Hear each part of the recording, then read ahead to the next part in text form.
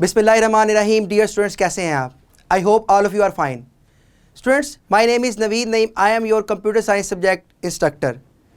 Students, जैसा कि आप जानते हैं, हम कंप्यूटर साइंस ग्रेड 9 की बुक को पढ़ रहे हैं और हम नेक्स्ट हमारा जो चैप्टर 2 है उसको हमने आगाज़ किया है। जो हमारा आज का SLO है वो आप स्क्रीन पे देख सकते हैं कि आज का SLO आप स्टूडेंट्स जो पढ़ेंगे उसको पढ़ने के बाद आप स्टूडेंट में कौन सा नॉलेज आप सीखेंगे और उसके बाद आप स्टूडेंट में कौन सा स्किल डेवलप होगा। Students will be able to understand the principles of computational thinking. Student, जो हमारा आज का SLO है वो है कंप्यूटेशनल थिंकिंग प्रिंसिपल से रिलेटेड। कंप्यूटेशनल थिंकिंग अगर आपको याद हो, प्रीवियस SLO में हमने पढ़ा था कि कंप्यूटेशनल थिंकिंग होता क्या है, और आज हम कंप्यूटेशनल थिंकिंग से रिलेटेड उसके प्रिंसिपल्स को सीखेंगे कि एक्चुअल में कंप्यूटेशनल थिंकिंग के प्रिंसिपल्स कौन कौन से होते हैं, और इसको पढ़ने के बाद आप स्टूडेंट में जो स्किल डेवलप होगा वो कौन सा होगा।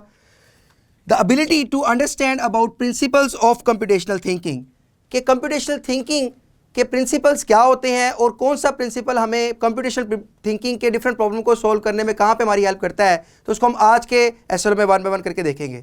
स्टूडेंट, ये आपका आज का SLO आपको आपकी बुक के किस पेज पे मिलेगा? पेज नंबर 48 पे।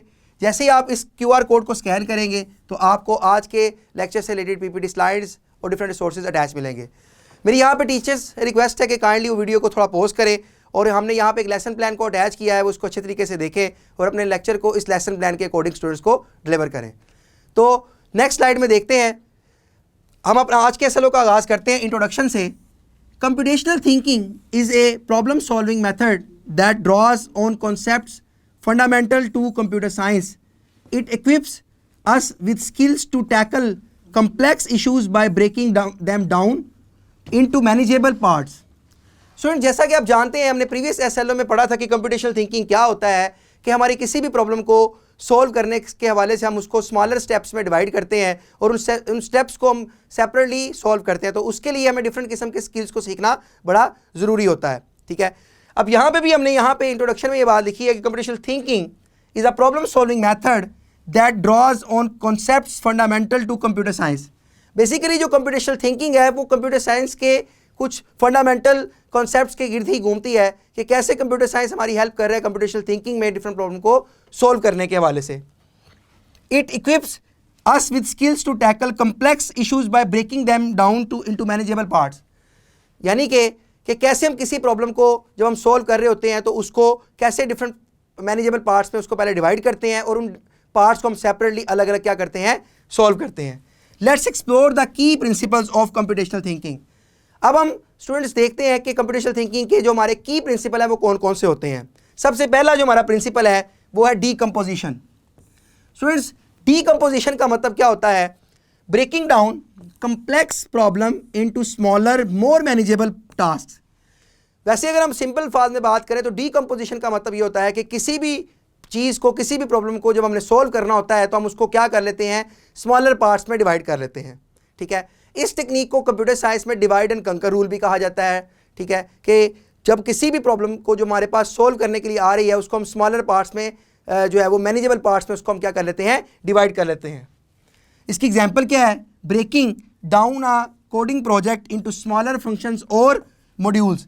अब स्टूडेंट, जब किसी डेवलपर ने किसी सॉफ्टवेयर को डेवलप करना होता है तो वो क्या करता है कि वो सॉफ्टवेयर को अलग अलग मैनेजेबल पार्ट्स में क्या करता है, डिवाइड कर लेता है, क्योंकि वो पूरे कोड को एज ए होल जो है वो डिवाइड नहीं करता, वो 1 by 1 करके उनको अलग अलग मॉड्यूल्स में क्या कर लेता है, डिवाइड कर लेता है, और उन मॉड्यूल्स को सेपरेटली क्या करता है, कोड करता है, ताकि वो मॉड्यूल्स आसानी से 1 by 1 करके जब वो परफॉर्म कर ले तो वो पूरा कंप्लीट सॉफ्टवेयर उसका क्या हो जाए, डेवलप हो जाए। This is called decomposition. Next हमारा जो प्रिंसिपल है वो क्या है? Pattern recognition. स्टूडेंट, जो सेकंड प्रिंसिपल है कंप्यूटेशनल थिंकिंग का वो है पैटर्न रिकॉग्निशन। बहुत ही इंपॉर्टेंट है इस प्रिंसिपल को भी जानना। देखिए, किसी भी प्रॉब्लम को सॉल्व करने के लिए उसकी एक बैकग्राउंड होता है, उसकी एक हिस्ट्री होती है, उसको जानने के लिए उसके एक पैटर्न को समझना बड़ा ज़रूरी होता है। तो इसलिए पैटर्न रिकॉग्निशन का मतलब क्या होता है? आइडेंटिफाई सिमिलैरिटीज़ और पैटर्न्स विद इन प्रॉब्लम। किसी भी प्रॉब्लम के अंदर हम उसके डिफरेंट पैटर्न को समझते हैं कि एक्चुअल में ये प्रॉब्लम अगर उससे रिलेटेड प्रीवियसली अगर हमने फेस की थी तो उसका सोल्व करने का एक पैटर्न क्या था, कि उसका एक हायरार्की क्या थी, उसका एक सीक्वेंस क्या है। तो पैटर्न रिकॉग्निशन को किसी प्रॉब्लम को सोल्व करने के वाले से समझना बड़ा ज़रूरी है। अब इसकी एग्जांपल देख लेते हैं। Recognising pattern in a sequence of numbers और इन अ पीस ऑफ कोड।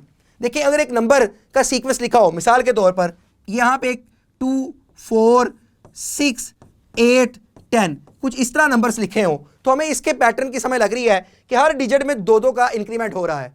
तो किसी भी नंबर के अगर पैटर्न को समझना हो तो उसके सीक्वेंस को समझने के लिए हम उन नंबर्स में ये चीज़ चेक करते हैं कि एक्चुअल में इन नंबर्स की जो है वो सिमेट्री क्या चल रही है। इसी तरह ही अगर हम किसी कोड में अगर कोई प्रोग्राम लिखा हो तो उसके अंदर हमने किस किस्म के स्टेप्स को फॉलो किया है हम उसको समझ सकते हैं। तो दुनिया में किसी भी किस्म की प्रॉब्लम को सॉल्व करने के लिए उसमें जो पैटर्न रिकग्निशन है ये भी हमारी काफ़ी हद तक क्या करता है, हेल्प करता है।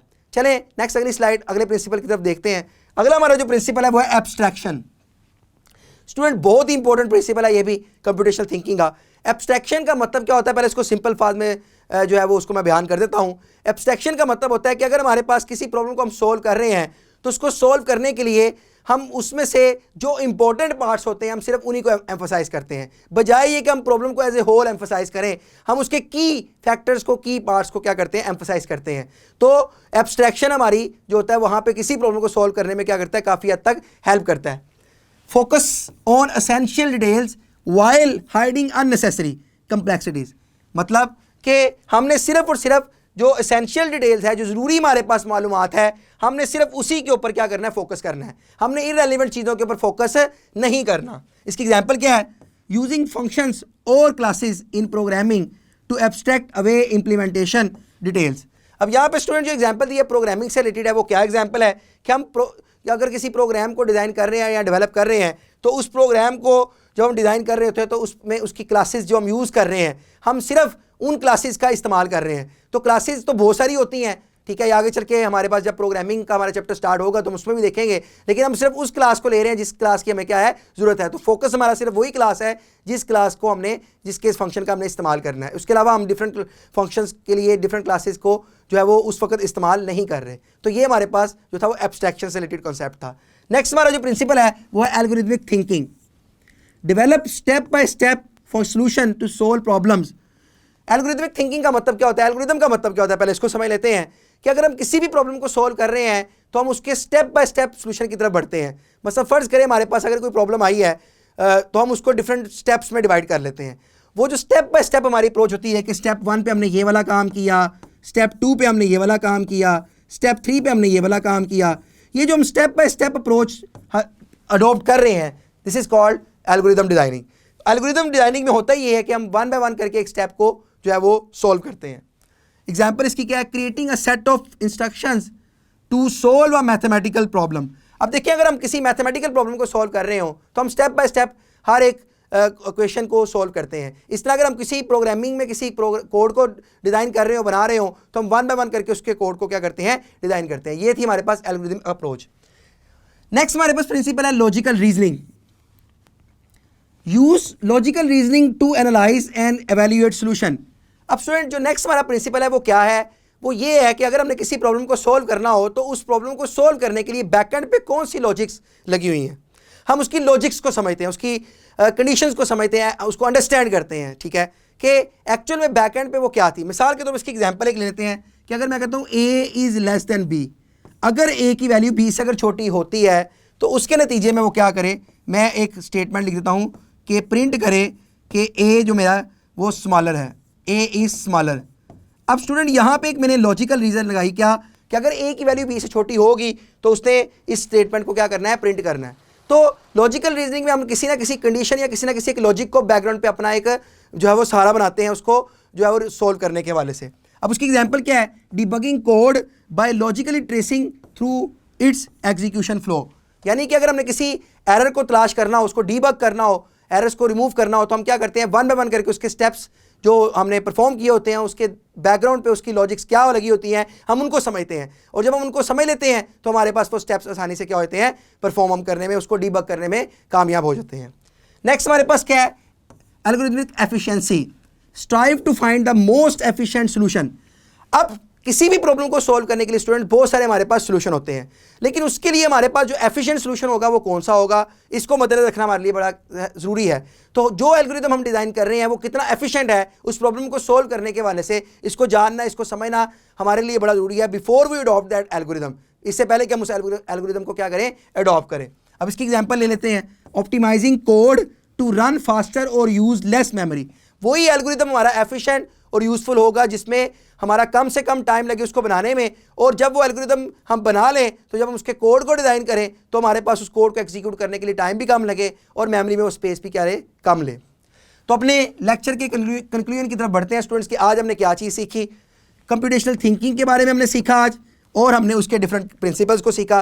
कंप्यूटेशनल थिंकिंग क्या होता है, उसके डिफरेंट प्रिंसिपल्स क्या, कौन कौन से हमने पढ़े हैं। एब्स्ट्रैक्शन हमने पढ़ा है, ठीक है, हमने डीकम्पोजिशन पढ़ा हमने, ठीक है, लॉजिकल थिंकिंग। तो ये डिफरेंट किस्म के प्रिंसिपल हमने पढ़े कंप्यूटेशनल थिंकिंग में, डिफरेंट किस्म की प्रॉब्लम को सॉल्व करने के हवाले से। Computational thinking principle provides a structured approach to problem solving applicable in various fields beyond computer science. By mastering these principles, we can become more effective problem solvers and critical thinker. अगर हम in principle को अच्छे तरीके से सीख लें, इनको अच्छे तरीके से अप्लाई करना जान जाएं, तो हम अपनी डिफरेंट किस्म की फील्ड ऑफ लाइफ में डिफरेंट किस्म की प्रॉब्लम को आसानी से क्या कर सकते हैं, सॉल्व कर सकते हैं। तो स्टूडेंट ये था हमारा आज का लेक्चर। उम्मीद करता हूँ कि आपको आज के SLO की समझ लगी होगी। अब आप स्टूडेंट ने करना क्या है, यहाँ पे वीडियो को करना है पॉज, और यहाँ पे हमने यूट्यूब लिंक को अटैच किया है, इसको आप यहाँ पे कॉपी करें और यूट्यूब पे जाकर इस लिंक को पेस्ट करें और आपको एक सिमुलेटेड वीडियो मिलेगी आज के लेक्चर से रिलेटेड, जिससे आपको मजीद आज के SLO की और समय लगेगी। इसके साथ साथ हमने एक एक्टिविटी को अटैच किया। मेरी टीचर से रिक्वेस्ट है कि वो काइंडली इस एक्टिविटी को स्टूडेंट्स में क्लास में लाजमी तौर पर परफॉर्म करवाएं। इसके साथ हमने वर्कशीट को अटैच किया है। मेरी टीचर से रिक्वेस्ट है कि वो स्टूडेंट को एज ए होमवर्क के तौर पर वर्कशीट दें और वो उसको लाजमी तौर पर सॉल्व करके नेक्स्ट अपने टीचर को सबमिट करवाएं। इसके साथ हमने क्वेश्चन बैंक को अटैच किया है। इसमें डिफरेंट किस्म के MCQ, शॉर्ट क्वेश्चन और लॉन्ग क्वेश्चन है। ये मेरी टीचर से रिक्वेस्ट है कि ये क्वेश्चन बैंक स्टूडेंट से लाजमी सॉल्व करवाएं, जो कि इनके SLO बेस एग्जाम में इनकी हेल्प करे। हमारे जो रिसोर्सेज आपको लेक्चर के साथ अटैच मिलेंगे, उसमें वर्कशीट है, उसके साथ जो है वो आपको स्किल शीट अटैच मिलेगी, PPT स्लाइड्स मिलेगी, आपको क्वेश्चन बैंक अटैच मिलेगा और डिफरेंट रिसोर्सेज आपको जो है वो अटैच मिलेंगे। उम्मीद करता हूँ स्टूडेंट्स कि आपको आज के SLO की समझ लगी होगी। इंशाल्लाह ताला नेक्स्ट SLO के लिए अल्लाह हाफिज़।